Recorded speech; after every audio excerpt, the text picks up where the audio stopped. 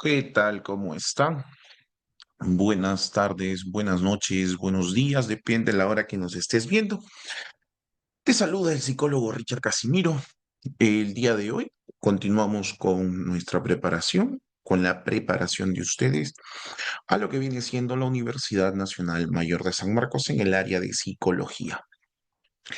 El tema que vamos a trabajar el día de hoy es el olvido y los trastornos de la memoria. Tema bastante importante y de la cual pues vienen muchas, o han venido, perdón, muchas preguntas en los últimos exámenes.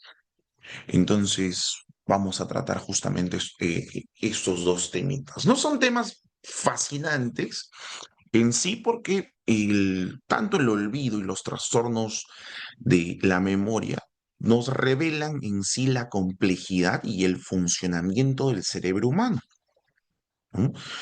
Ya sabemos de que el cerebro humano se da pues a través de las conexiones neuronales que existen, ¿no? Entonces vamos a explorar cómo el olvido y los diferentes tipos de trastornos, vamos a hablar de la amnesia, por ejemplo, pueden afectar nuestra capacidad de recordar o de procesar información. Entonces vamos con ello a la siguiente diapositiva. ¿Alguien de ustedes, de los que nos esté escuchando, tiene idea o puede definir al olvido, ¿no? Su definición o la naturaleza de esta como tal? En sí, el olvido es la incapacidad parcial o total de recuperar información previamente almacenada. ¿Qué quiere decir, psicólogo? Mi memoria de corto, mediano, mm, mi memoria implícita, explícita, no, la memoria semántica, todo eso que hemos visto la clase pasada, el olvido es justamente la incapacidad de que yo pueda recordar todo ello, lo que está almacenado en el largo plazo, aun si mi estado emocional ha sido pues un estado emocional que desbordaba, lo cual hizo que la codificación sea mucho más profunda en mi cerebro. Sí, es justamente la incapacidad, como ya te había dicho, para que puedas recordar información o puedas justamente llegar al proceso de evocación o recuperación, que nosotros lo habíamos visto que el cuarto punto, no cuando estábamos en la exposición. Ahora, este puede ser un proceso adaptativo o patológico. ¿Cómo que un proceso adaptativo?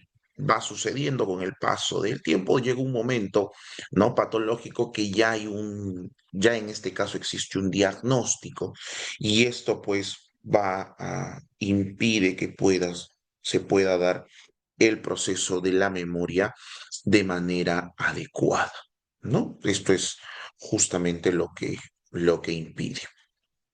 ¿Tienes alguna duda o tienes alguna consulta? ¿Duda o consulta? No, entonces, hay que entender algo. Así como en la memoria habían tipos de memoria, también existen tipos de olvido, ¿no? Existen los tipos de olvido. En este caso, los dos tipos principales es el natural o fisiológico y el patológico o sintomático. Bien, esos dos, los procesos de olvido funcionan pues como mecanismos de selección y filtrado de información, o sea que van a afectar el proceso de codificación que tú en este caso tienes.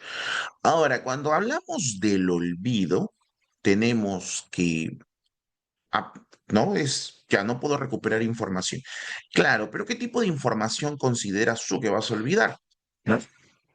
Se olvida información que uno aprendió o experimentó en el pasado. Y entonces esto pues se da, ¿no? Me pides ejemplos, te doy ejemplos. Cuando hablamos de olvido adaptativo, ¿no? O un olvido cotidiano, también como se conoce, podría ser el hecho de que no recuerdes dónde dejaste las llaves hace un par de horas. ¿Dónde dejé mis llaves?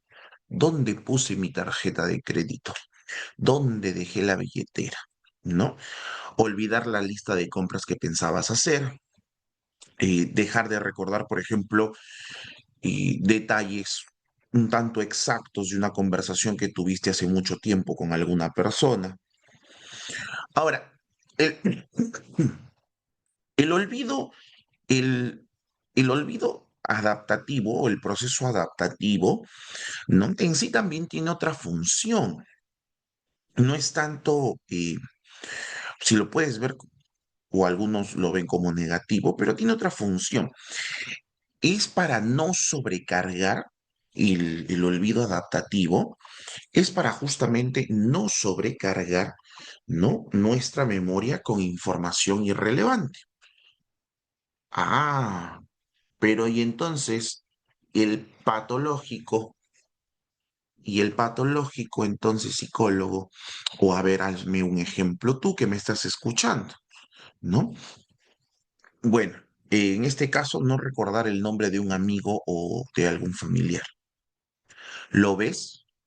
¿No? Psicólogo, pero siempre me pasa esto, me dicen por acá, de que no me acuerdo los rostros. No, espera. De un amigo cercano, de este amigo con el que siempre te ves. Imagínate olvidar su nombre. Imagínate olvidar el nombre de tu mamá, ¿no? O no reconocer a la persona que dice ser tu mamá, porque justamente cuando hay este tema del olvido patológico, la persona ya no llega a asociar el rostro con la imagen de su mamá, pero tampoco tiene otra noción.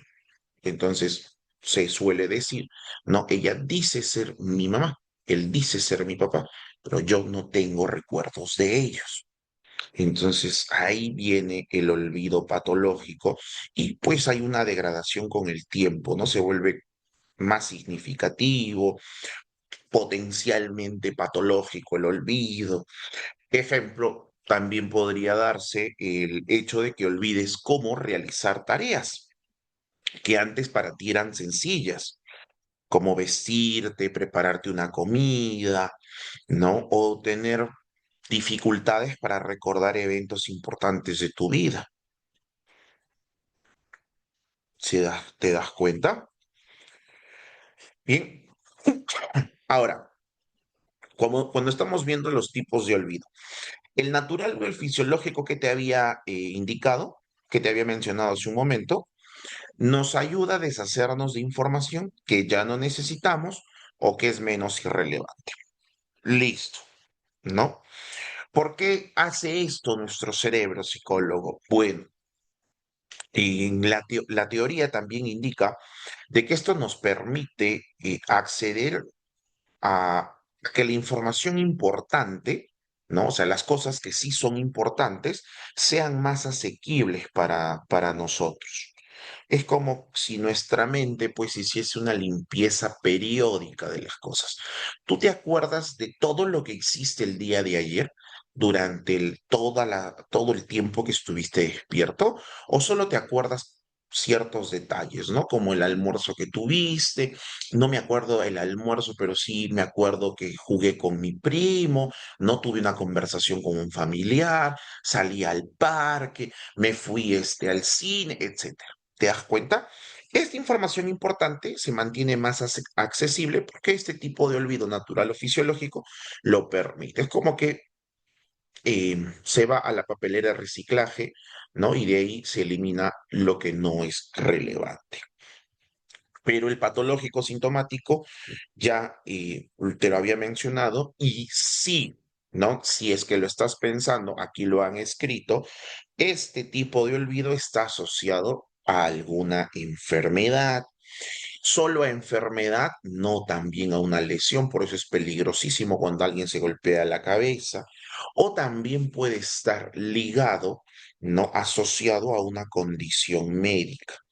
¿Por qué? Porque de estas tres que te he dicho, enfermedad, lesión o condición médica, no es parte pues del funcionamiento normal y puede ser una señal de que algo no está bien, ¿no? De que algo no está bien. Entonces, dudas o consultas, dudas o consultas.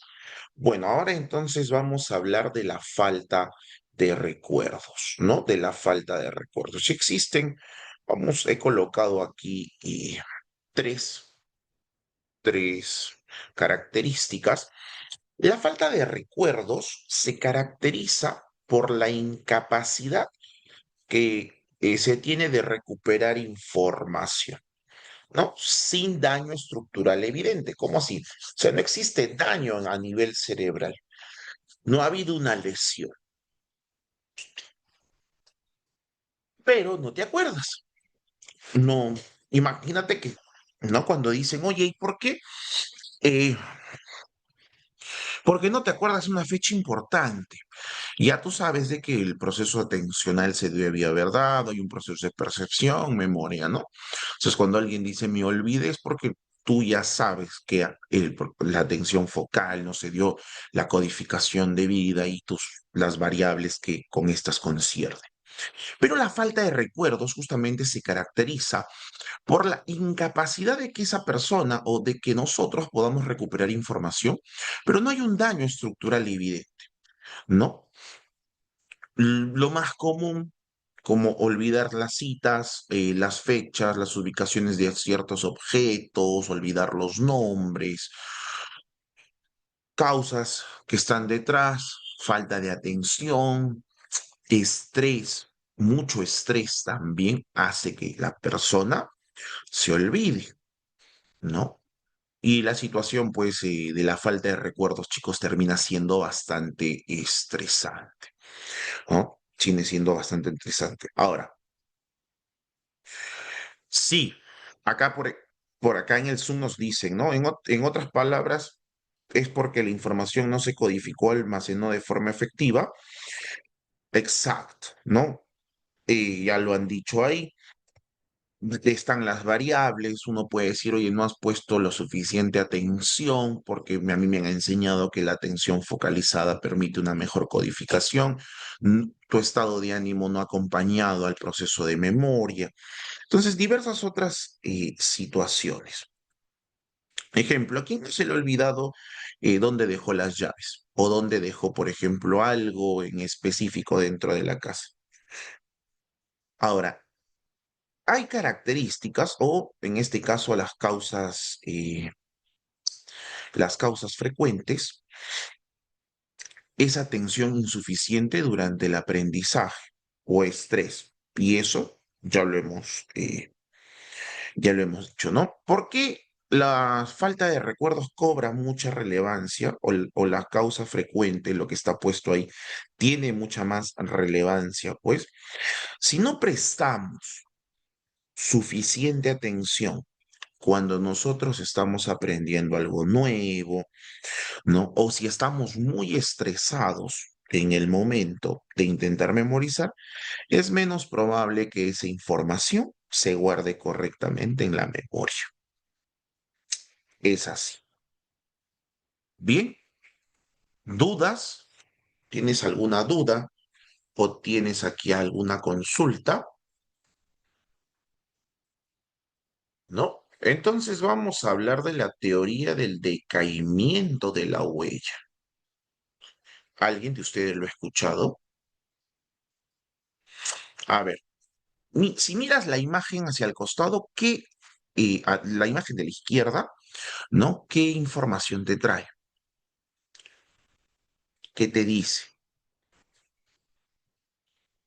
Ya, ahí hay neuronas, ¿cierto? Hay como que conexiones neuronales. Bien, la teoría del decaimiento de la huella o eh, de la huella de la memoria, ¿no? Huella amnésica también se le dice, eh, indica que la información que no se utiliza o se repasa con el tiempo tiende a desvanecerse o tiende a debilitarse en nuestra memoria, como si dejara una huella, por eso teoría del decaimiento de la huella. O sea, hay una huellita ahí de lo que hubo o de lo que en algún momento hacíamos que se va borrando si es que no se vuelve a pisar. Si no pasas por ese lugar, va decayendo, ¿no? Va decayendo. Entonces, eso tenemos que tener nosotros muy, pero muy presente. Ahora, ¿qué más? Bueno, la información, a ver, para que podamos entender, ¿no? La información se codifica creando conexiones neuronales específicas. Eso tú lo sabes, ¿cierto? Ya se codificó la información, el proceso atencional acompaña el proceso de la memoria, el proceso de la percepción también, se activan pues los mecanismos de percepción y todo esto nos lleva a la codificación. Atención, codificación. Listo. Pero luego, ¿no? Para que pase al almacenamiento, hay pues todo un proceso de conexiones neuronales específicas. Pero ¿qué sucede si después de estar en el almacenamiento nunca lo evocamos o no recordamos la información? Se da un periodo sin uso. Sin refuerzo o uso, las conexiones neuronales se debilitan progresivamente. Ejemplo, ¿no? Oye, yo sabía hablar inglés de muy pequeño, de muy pequeña, pero con el tiempo ya me olvidé, incluso se me hace difícil. No han pasado tantos años, pero hay cositas que sí recuerdo como destellos, pero ya la fluidez tendría que volver a entrenarla. Claro, si no refuerzas, si no entrenas justamente esa información codificada, las conexiones neuronales se debilitan progresivamente. Entonces, ahí justamente se da. ¿Cuál es el otro punto? El debilitamiento. Las trazas nésicas o las trazas de memoria pierden fuerza y definición con el tiempo, ¿no? A medida que pasa el tiempo, finalmente la información se vuelve también inaccesible para nosotros. ¿Cómo podemos perder la información? Claro, ya la huella o la huellita, ¿no? Según esa teoría, de lo que había ahí se ha borrado, se ha eliminado. Entonces, ya no lo podemos acceder de forma consciente, ¿no? Y es justamente lo que se da. Ejemplo. A ver, me piden por acá un ejemplo. Mira, ¿qué pasa cuando tú eh, has aprendido alguna habilidad? ¿No? Has aprendido alguna habilidad.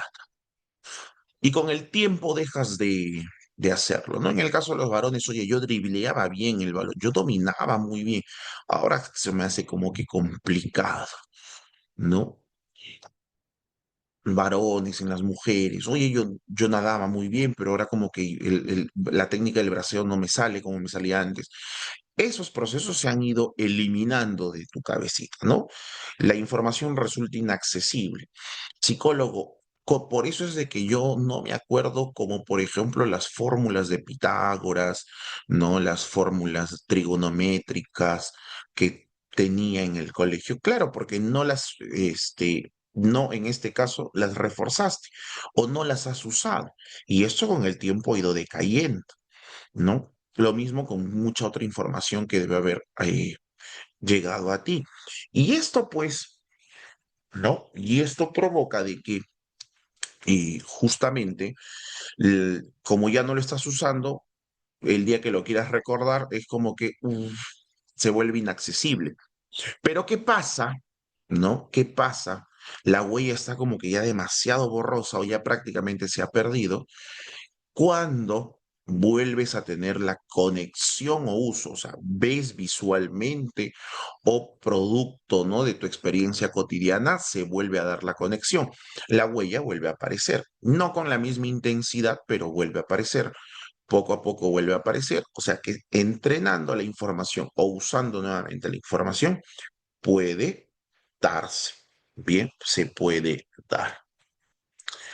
¿Hay alguna duda o alguna consulta acá?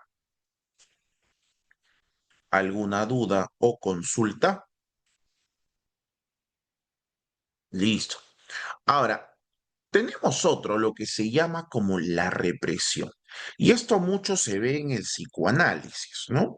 Mucho se ve con el enfoque psicoanalítico. Hablan de que nuestro cerebro, ¿no? Tiene un mecanismo de defensa inconsciente que se activa cuando una persona vivencia, experimenta, ¿no? Algún evento traumático o emocionalmente intenso. Entonces, la represión, pues, es un mecanismo de defensa. ¿Qué hace, no? Que de tu cabeza, de tus recuerdos, ¿no? Se van pensamientos, se van sentimientos, se van recuerdos o deseos que son dolorosos, que te cuesta mucho aceptar, que son amenazantes, ¿no? Ahora, esto sería como un olvido común, ¿no? Oye, esto es un olvido común psicólogo, el que por desuso o falta de atención, ¿qué dices? No, no es un olvido común, sino un olvido motivado psicológicamente. La persona no puede recordar cosas no porque la información haya desaparecido de la memoria, ojo, o sea que la información está ahí, sí, la información está ahí, sino porque el acceso a esa información en tu cabecita está bloqueado. Y esa teoría dice que ha sido bloqueada por mecanismos inconscientes para proteger al individuo de un malestar emocional, ¿no? De un malestar emocional. Entonces, si la persona vive un evento emocionalmente intenso, doloroso, una experiencia traumática, reprime, reprime la información.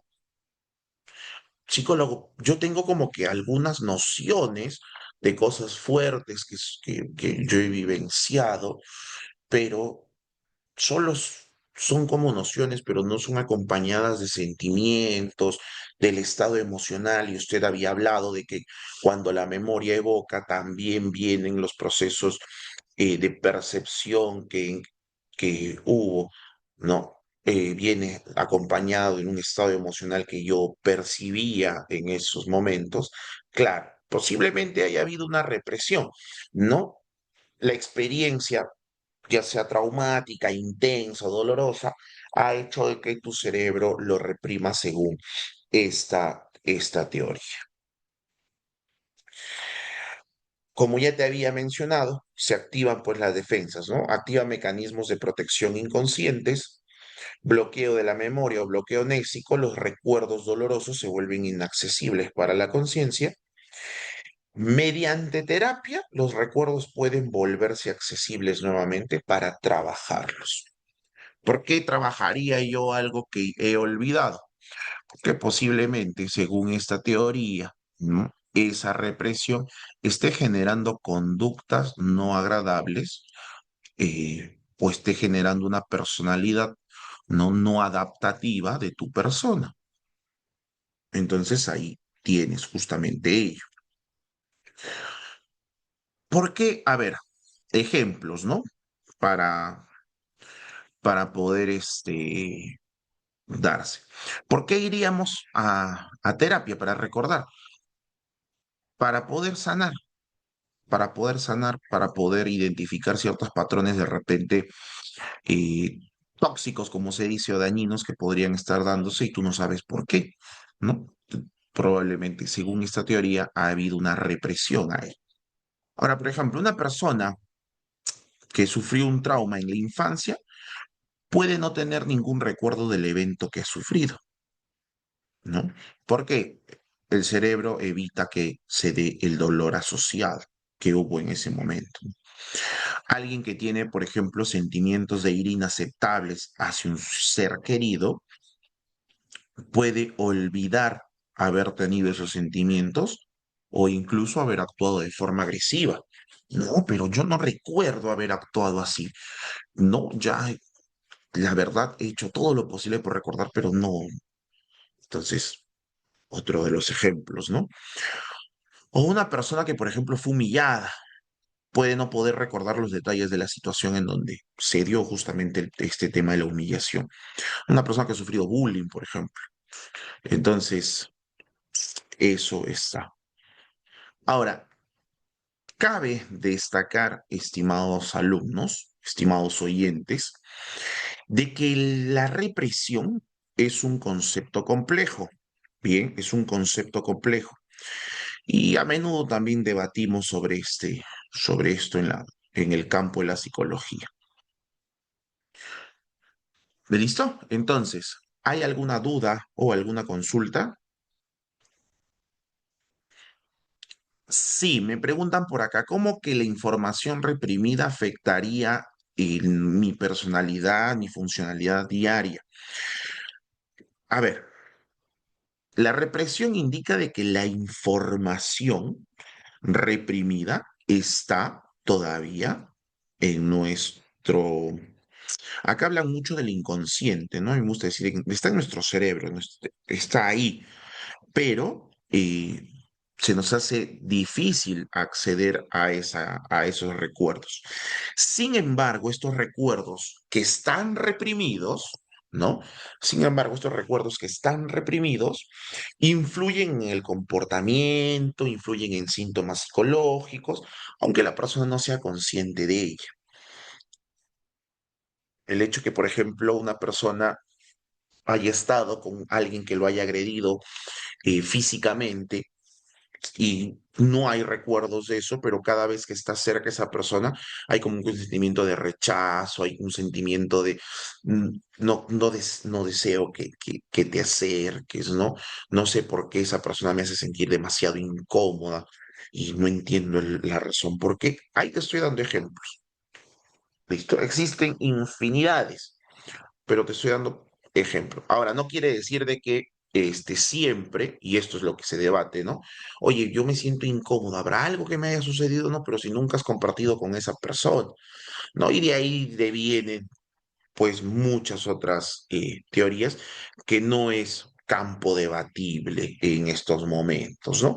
O sea, campo debatible con ustedes, porque la idea es prepararse para el examen. Estas cosas no te van o lo que podamos hablar más a profundidad, no viene. Entonces, no nos salgamos del foco. Listo. Entonces, está con la represión. ¿Qué viene después? Fallas de recuperación. ¿Cómo que fallas de recuperación? Sí, existen pues en nuestra memoria a largo plazo, en nuestra memoria a largo plazo existe lo que se conoce como fallas de recuperación. O sea, nos cuesta acceder a la información. Información almacenada, o sea, el recuerdo existe en justamente la memoria a largo plazo. Faltan activadores contextuales para acceder al recuerdo. La persona intenta sin éxito recuperar la información. ¿Cómo es esto? A ver, explíquenme por favor. ¿Cómo es esto posible? Cuando fallamos en recuperar información, quiere decir de que hay o falta, perdón, información contextual que ayude a activar y recuperar ese recuerdo. O incluso cuando estamos intentando recuperar el recuerdo, a veces no lo conseguimos con éxito.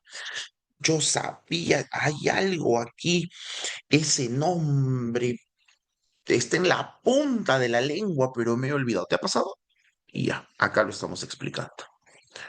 Entonces, por más que intentas, dices, uy, y recién después como que al rato tu cerebro, de tanta conexión neuronal que hizo, dice, oye, era esto. Puede que se dé en el momento que era necesario, puede que después tú digas, o cuando ya estés, hayan pasado incluso días, hay personas que pasaron días, horas o minutos, dice, oye, era esto, lo que quería justamente hablar esa vez, ¿no? Entonces, hay que tener. Ahora, fallas de recuperación. ¿La información se ha perdido, se ha borrado? No. Acá dice o se dice, según la teoría, la información está almacenada en la memoria a largo plazo, se ha codificado, está justamente ahí, pero no podemos acceder justamente a ella en determinado momento. Mm, para los que saben de computación, ¿no? Es como que guardaste un archivo, pero no encuentras, codificaste un archivo en tu computadora y no encuentras o te olvidaste la llave para poder abrirlo. Entonces hay que tener justamente ese detalle. Ahora, saber también, por ejemplo, cuando te digo, oye, claves ausentes, ¿qué son las claves ausentes, no? Se refiere a la falta de activadores contextuales. ¿Cómo que activadores contextuales? Las claves suelen ser olores, lugares, emociones, palabras o cualquier otra cosa que estuviese presente cuando se codificó la información. Entonces, no empiezas a oler algo y dices, uy, esto me recuerda, y empieza el proceso de darse la evocación de recuerdo, ¿no? Ahora, psicólogo, pero ¿por qué si ya lo me he olvidado? Posiblemente, y ahí viene también el tema de la teoría del decaimiento de la huella. ¿Te das cuenta? Y la búsqueda infructuosa, bueno, cuando la persona intenta, ¿no? Por más que sí intenta recuperar la información, es como, no se da, ¿no? Es como que, oye, yo sé eso, yo sé de lo que estás hablando, pero en estos momentos no me acuerdo. O sea, sabe que la sabe, ¿no? La persona sabe que sabe justamente esa información, siente que la información está ahí en la punta de la lengua, pero no logra traer esa información, ¿no? No logra evocar la información. Entonces eso se da. ¿Listo? ¿Dudas?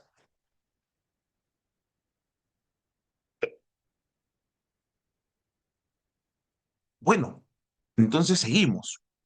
Interferencias en la memoria. ¿Cómo que interferencias en la memoria? Sí existen procesos que interfieren en la memoria. ¿Cuáles crees que son? ¿Cuáles crees que son? A ver,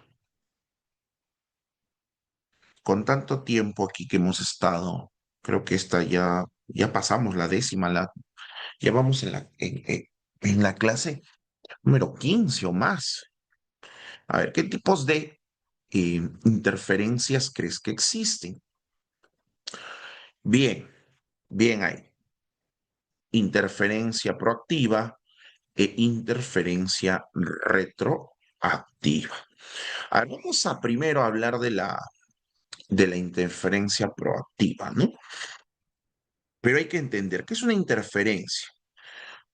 Es pues un proceso por el cual tendemos a olvidar información, no porque la memoria se desvanezca con el tiempo, como hemos hablado en la teoría de la huella, no del decaimiento de la huella, sino porque otra información está interfiriendo con nuestra capacidad para recordar lo que queremos recordar.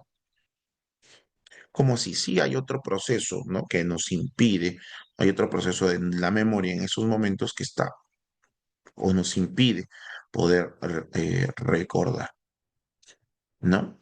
Oye, yo tengo una contraseña nueva que he puesto ayer, pero la verdad es que siempre que intento recordar, me acuerdo de la anterior de hace 15 días. Uy, me acuerdo, incluso me acuerdo de la contraseña que cambié hace como 2 meses. Entonces hay nueva información, pues hay, ¿no? Interferencia proactiva es justamente lo que te acabo de decir, ¿no? Información antigua dificulta el recuerdo de datos nuevos. ¿Qué quiere decir en español, psicólogo? Bueno, este tipo de información o de interferencia, perdón, para ser exactos, ocurre cuando la información que aprendimos previamente, ¿no? Dificulta el recuerdo de información nueva. La información antigua interfiere hacia adelante, por eso es proactiva con la nueva. Ejemplo, un ejemplo bastante común que se ha visto, ¿no? Persona no vamos a ponerle, bueno, ya, vamos a poner una persona de 40 años que siempre conduce un coche con una palanca de cambios manual y luego quiere aprender a conducir un automático. Al principio siempre va a tener la tendencia de querer hacer los cambios, ¿no? Va a buscar, incluso a nivel de pedal, va a buscar el pedal del embriague, ¿no? Porque hay toda una costumbre que ya había. Entonces, lo que aprendió con anterioridad está interfiriendo pues con la nueva información. Y con perdón, con la información retroactiva, que es información nueva, obstaculiza el recuerdo de datos antiguos. Ya. Si la proactiva era la información anterior, choca con lo nuevo, esta es información nueva, hace que no podamos recordar datos antiguos, ¿no? Entonces, un ejemplo, bien. A ver, quedémonos con el señor de 40 años que no puede o que quiere manejar el coche automático, siempre manejó uno mecánico, ¿no? Y pues tiene la tendencia de buscar el embriague, de estar buscando hacer cambios con la palanca de cambios. Entonces, por ejemplo, este señor podría tener dificultades para recordar cómo usar correctamente embriague, ¿no? Es la palabra, perdón, el embrague y las marchas en un coche manual si tuviera que volver a conducirlo. ¿Cómo así? Claro, ya aprendió, digamos que ya tiene como información nueva, ya aprendió de que no debe buscar el embrague, no debe hacer cambios, y eso fue un carro automático, ¿no? Y ahora se va a un carro mecánico y se olvida en este caso de presionar el embriague o cuando las revoluciones del carro llegan a un tope, al comienzo como que tengo que hacer los cambios. Entonces ya la información nueva impide con la información que hay. Bien, entonces eso justamente es lo que se tiene. ¿Hay acá alguna duda o alguna consulta?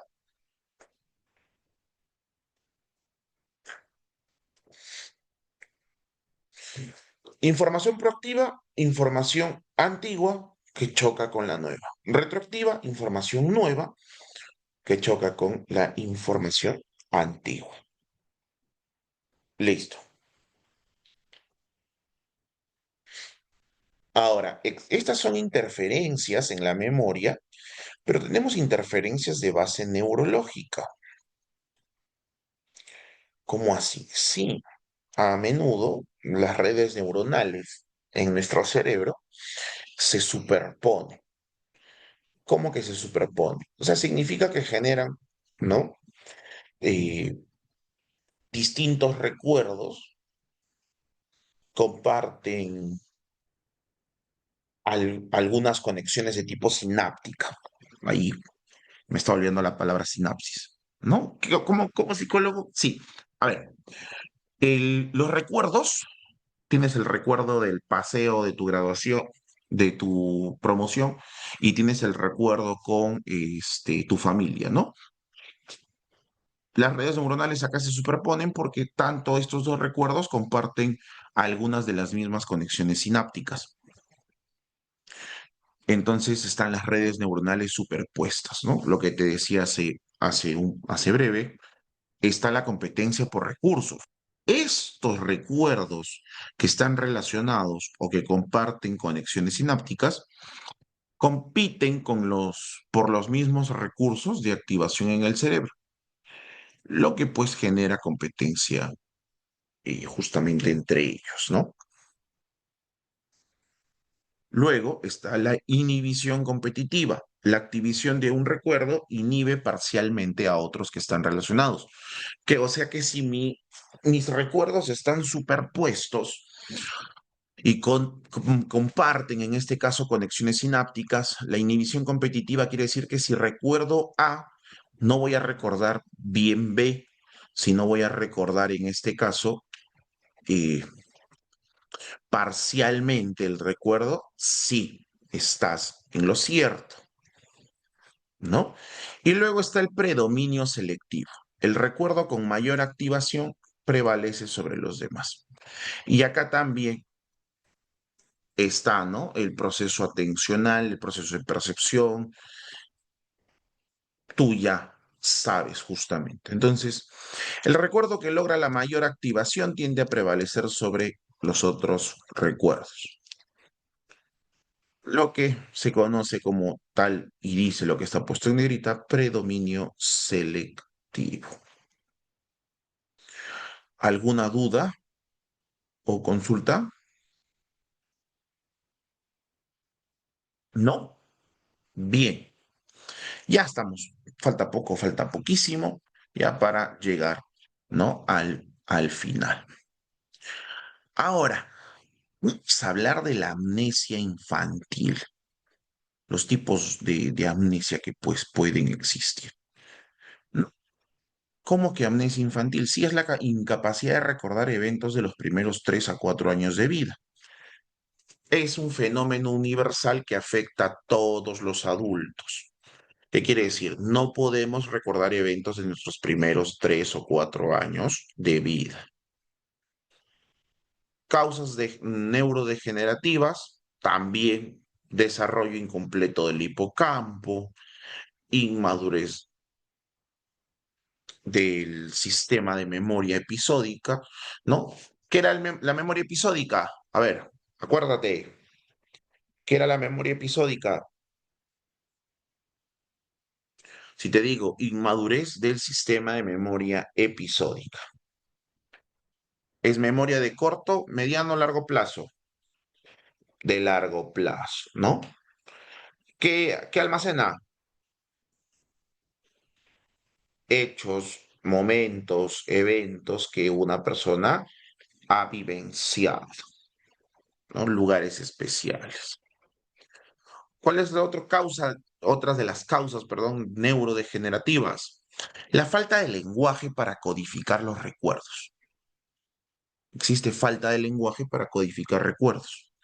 Entonces, nuestro proceso maduracional, pues, no se dio, no hay atención, nuestros mecanismos de percepción también no están del todo maduros y justamente está ahí. Bien, ¿dudas? Bueno, las implicaciones de esto es de que es importante para la comprensión del desarrollo cognitivo temprano. No implica que las experiencias carezcan de impacto. ¿Cómo así? Acá lo que se busca o quiere decir es de que, pues, no las experiencias vivenciadas por una persona tienden a generar un impacto en la medida que uno va, en este caso, va creciendo. ¿Listo? Luego tenemos la amnesia motriz, que son, pues, lo he puesto en una pirámide acá. La amnesia motriz es una condición en la que las habilidades aprendidas y automatizadas se vuelven inaccesibles. Psicólogo, yo sabía manejar bicicleta y me he olvidado, ¿no? Entonces, yo sabía nadar, pero ahora ya no lo hago. Me he olvidado. No, no te puedes olvidar de respirar, es un proceso innato, ¿no? Por condición médica podría darse. Bien, entonces, y la base neurológica de la amnesia motriz es que afecta principalmente a qué? A la memoria procedimental y esta también a los ganglios basales del cerebro. Y de estos dos, de la memoria procedimental hemos hablado la clase pasada y de los ganglios basales pues hemos hablado hace ya no sé cuántas clases, ¿no? Esto es amnesia motriz. Luego está otro tipo de amnesia, la amnesia anterógrada.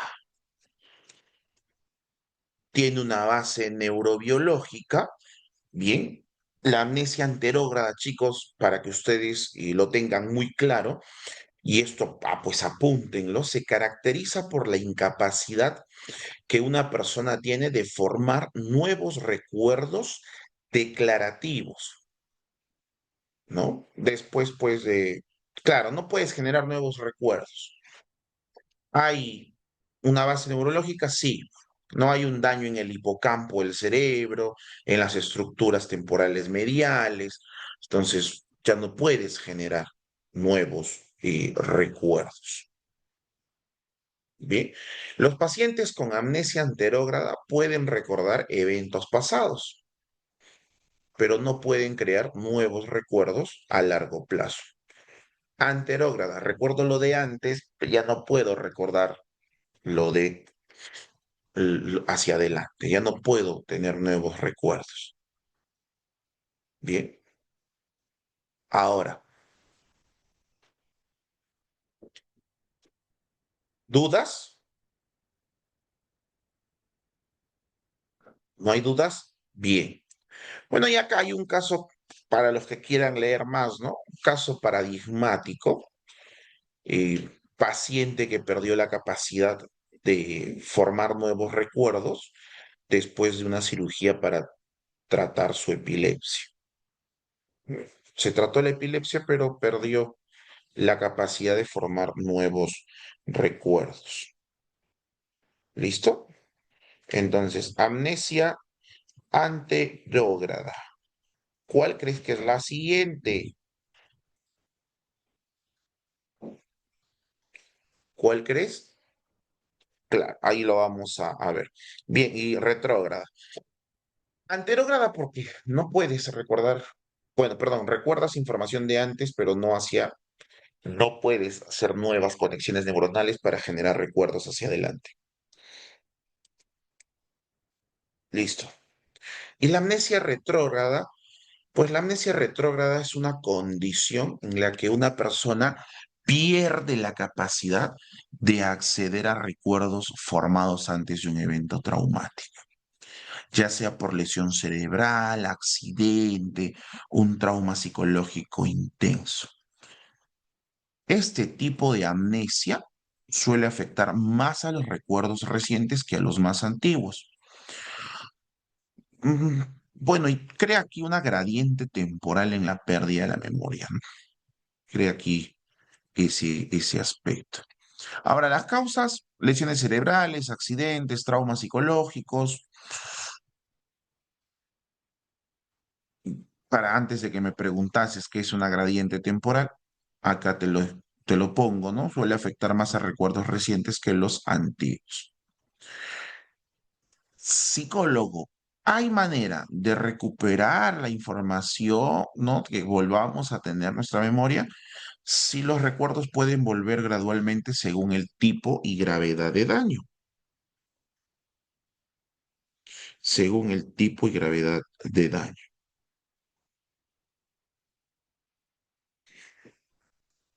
Ahora, en la amnesia retrógrada, ¿se pueden formar nuevos recuerdos?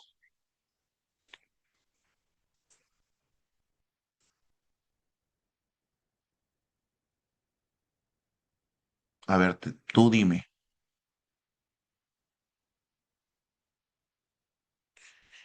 El presente se recuerda, ojo, el presente. O sea, sí se pueden formar nuevos recuerdos, pero el pasado se olvida en distintos grados. La extensión de la pérdida de memoria retrógrada puede variar, ¿no? Existen casos de personas eh, que olvidan cosas y son pacientes clínicos, ¿no? Que olvidan cosas con solo en un periodo determinado de tiempo. Uno de los ejemplos que también hay es como si fuera la primera vez, una película para que puedas entender esto de la amnesia, ¿no? Cada 24 horas llega un punto el personaje, ¿no? Recuerda todo lo vivido antes antes de su accidente, pero no recuerda hacia adelante. Y todo, cada 24 horas, cada vez que se va a dormir, es como que se le reinicia el Windows, como ustedes dirían, para que se pueda entender, hablando en el idioma de ustedes, ¿no? O sea, hace que la memoria vuelva a estar, para ella siempre es un día en específico. Entonces ahí pueden ver, la película se llama como si fuera la primera vez. ¿Qué tipo de memoria, de daño creen que ha tenido? ¿O qué tipo de amnesia, para ser más exacto? Si te estoy diciendo de que recuerda todo antes de su accidente. Anterógrada, ¿no? Anterógrada. Listo. Hay pues también la amnesia psicógena, perdón, amnesia psicógena, también conocida como amnesia disociativa. Este es un trastorno, chicos, en el que la persona pierde la capacidad de recordar información personal o eventos importantes. A diferencia de otros tipos de amnesia, como las que hemos visto con anterioridad, en la amnesia psicógena no hay daño cerebral detectable, no existe daño cerebral estructural detectable. En su lugar, ¿no? Esto se ha originado por traumas psicológicos o estrés extremo. Estrés extremo. El cerebro se desconecta de los recuerdos para protegerse del sufrimiento, ¿no? Como un mecanismo de defensa que te va a proteger. Es una forma de disociación psicológica. Y tiene tratamiento, sí, ¿no? Es un abordaje psicoterapéutico que se da en estos casos. Ahora, ¿esto será voluntario? Lo del tratamiento no, la amnesia psicógena, ¿no? No es una elección que haces de forma consciente, sino es una respuesta involuntaria que tiene el cerebro ante eventos traumáticos o estresantes. ¿Listo? Ahora viene pues a nivel de enfermedades la enfermedad del Alzheimer o también la demencia y enfermedad de Alzheimer. Este afecta a nuestra capacidad cognitiva y disminuye a través de las diferentes fases de la enfermedad. ¿Cómo así? Mira este cuadrito para que lo puedas entender. En la fase inicial, la capacidad cognitiva se mantiene relativamente alta, alrededor de vamos a poner ahí un 70-80%. Bien, a medida que la enfermedad va avanzando a fase moderada, la capacidad cognitiva suele reducirse vamos a decir, entre un 30 y 60%. En promedio podríamos estar hablando, ¿no? Entre un 40-50%. Ya en una fase avanzada, la capacidad cognitiva cae en menos del 30%, pero aún se mantiene como en 20%. Y ya, pues finalmente en la fase terminal, la capacidad cognitiva se ve gravemente afectada. Se dice teóricamente que acá, ¿no? La capacidad cognitiva llega solo al 5%. Entonces, las personas que tienen esta enfermedad a lo largo del tiempo, pues, va a impactar en sus habilidades mentales. ¿Existe cura? Tratamiento para aplazar o enlongar estas fases, sí, pero una cura como tal no, porque es una enfermedad neurodegenerativa. Bien, ¿cuáles son las características de la demencia? Proceso de deterioro, es un proceso de deterioro progresivo de las funciones cognitivas, afecta la memoria, el lenguaje, el juicio, la orientación, ¿no? Hay un impacto funcional porque este declive afecta la independencia de la persona. Ya la persona no puede ser independiente, tiene que estar alguien ahí cuidando, ¿no? Y requiere niveles cada vez mayores de supervisión y asistencia en actividades cotidianas.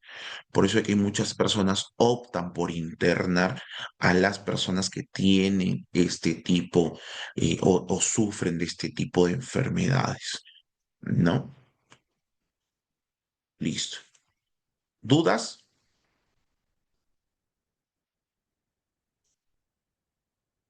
La causa más común de la demencia, buena pregunta. El Alzheimer es la causa más común, bien, pero también existen otras de origen vascular, Lewy, frontotemporal o de tipo mixto. ¿No? Esta diversidad etiológica brinda hace que se brinde un abordaje adecuado también cuando el personal los tiene que trabajar. Ahora, psicólogo, y ahora estamos hablando hemos hablado de que las cosas se nos olvidan, ¿no?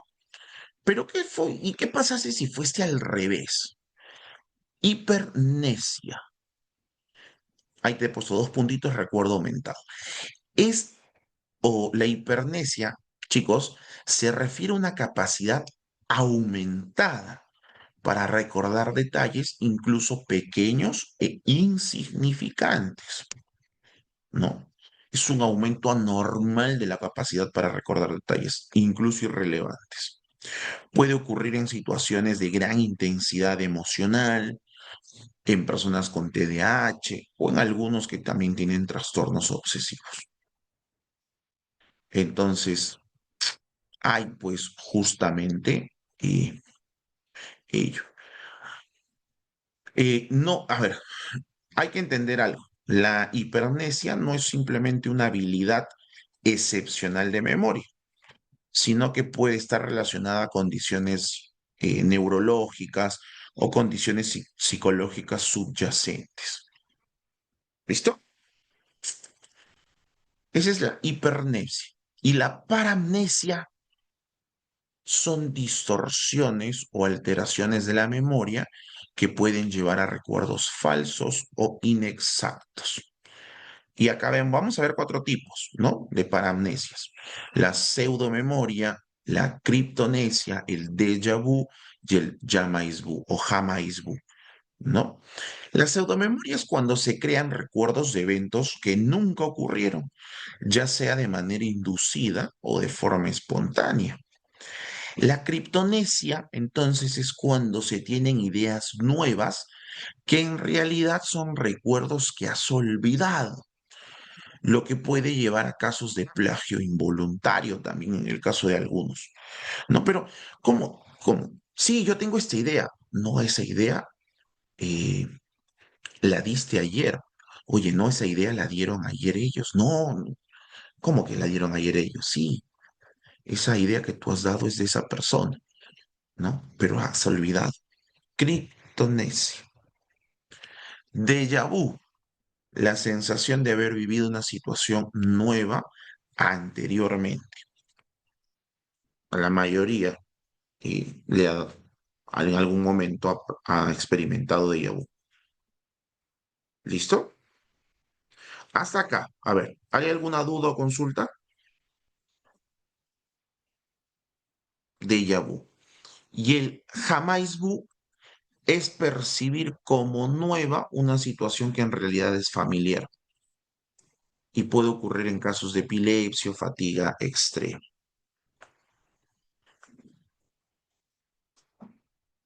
¿no? Entonces, claro, el jamais vu, algo que normalmente haces, lo percibes como si fuese nuevo. Oye, estamos tomando desayuno juntos, pero todos los días tomamos desayuno juntos. Cierto, jamais vu.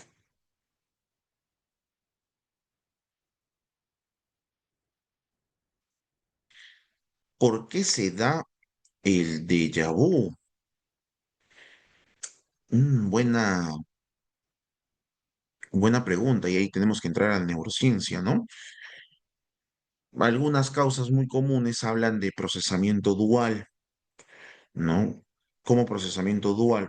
Se dice que el déjà vu ocurre cuando la información sensorial que empezamos a captar toma dos rutas ligeramente diferentes hacia el cerebro, llegando con una pequeña diferencia de tiempo, lo que hace que la sensación de que la experiencia actual ya se ha vivido.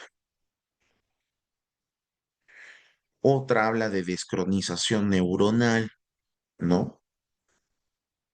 Entre la memoria y la percepción. Algunas otras teorías se centran en la diferencia entre sentir familiaridad con ciertas o determinadas situaciones o recordar los detalles específicos de haberlo vivido antes.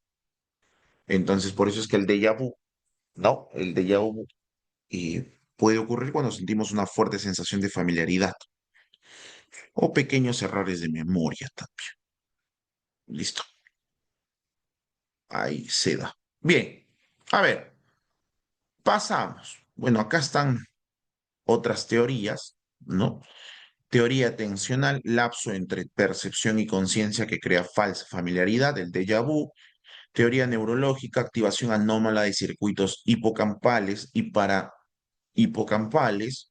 Teoría del doble procesamiento, de sincronización entre familiaridad y reconocimiento consciente. Teoría de la holografía, coincidencia parcial de patrones neuronales con experiencias previas. Entonces, estas teorías, ¿no? Me va a venir en el examen, la probabilidad es casi de menos del 1%, sino que lo dejo ahí, te lo he mencionado como parte también de lo que hemos visto. Listo. Entonces, ¿qué viene? Primera pregunta. Luis ha estado preparando una presentación sobre las guerras mundiales durante semanas. Sin embargo, el día anterior a su exposición, tuvo que estudiar intensamente sobre la Guerra Fría para un examen inesperado. Al presentar el examen, ahí me he comido, ¿no? Notó que recordaba mejor lo aprendido sobre la Guerra Fría que los datos de su exposición inicial. ¿Qué tipo de olvido está experimentando Luis y por qué?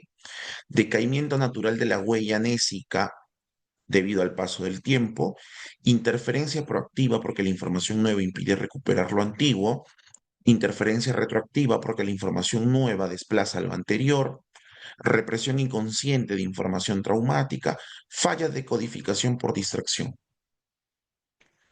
Luis ha estado preparando una presentación sobre las guerras mundiales durante semanas. Sin embargo, el día anterior a su exposición, tuvo que estudiar sobre la Guerra Fría. Interferencia retroactiva, ¿no? Interferencia retroactiva. La información nueva desplaza a la anterior. A ver, ¿dónde lo hemos visto?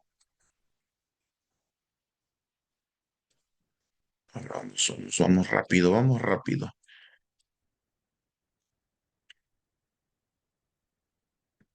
Acá. Ups. Acá. Interferencia proactiva, la información antigua dificulta el recuerdo de datos nuevos. Interferencia retroactiva, la información nueva obstaculiza el recuerdo de datos antiguos. ¿No? Entonces, ahí lo hemos visto.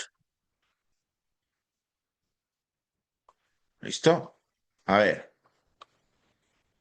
siguiente pregunta. Después de un accidente automovilístico, Mariana recuerda perfectamente lo que ocurrió antes del evento, pero es incapaz de almacenar recuerdos nuevos. Necesita que le repitan las instrucciones constantemente y olvida lo que hizo el día anterior. A, B, C, D o E. ¿Qué tipo de trastorno a la memoria presenta Mariana? La respuesta correcta es la C. No. Miren, Mariana, ¿por qué la C? Ella puede recordar perfectamente lo que ocurrió antes del evento, pero no puede almacenar nuevos recuerdos. Y aparte de lo de las instrucciones, que repitan las instrucciones constantemente y olvida lo que hizo el día anterior. Esto indica que Mariana sufre un trastorno de la memoria que afecta su capacidad para formar nuevos recuerdos. Y esto se da con la anterógrada. C. Carlos, de 18 años, no recuerda ningún detalle de un evento traumático ocurrido en su infancia, a pesar de que sus padres aseguran que él estuvo presente.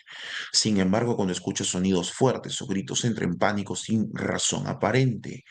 ¿Qué tipo de mecanismo de olvido podría estar explicando su situación? Represión inconsciente de la experiencia. ¿Listo? Siguiente. Durante una conversación familiar, Sofía asegura con detalle que recuerda el día que nació su hermana menor, cuando ella tenía apenas un año. Sin embargo, sus padres le indican que eso es imposible. Sofía insiste ya que tiene imágenes muy claras en su mente. ¿Qué combinación de fenómenos explicaría mejor lo que ocurre con Sofía?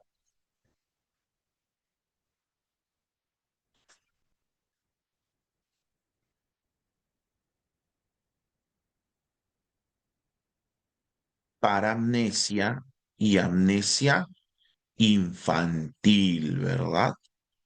Claro.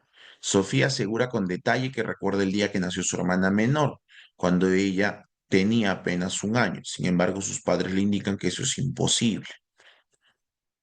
Sofía insiste que tiene imágenes muy claras del nacimiento en su mente. La C. Última, y nos vamos. Carlos en su último año de colegio, Carlos está en su último año de colegio, perdón. Su memoria ha estado fallando últimamente, confunde rostros, fechas y lugares. Su familia nota que tiene olvidos importantes, pero también momentos de lucidez. Un especialista evalúa que podría tratarse de un deterioro cognitivo progresivo. Marque verdadero o falso.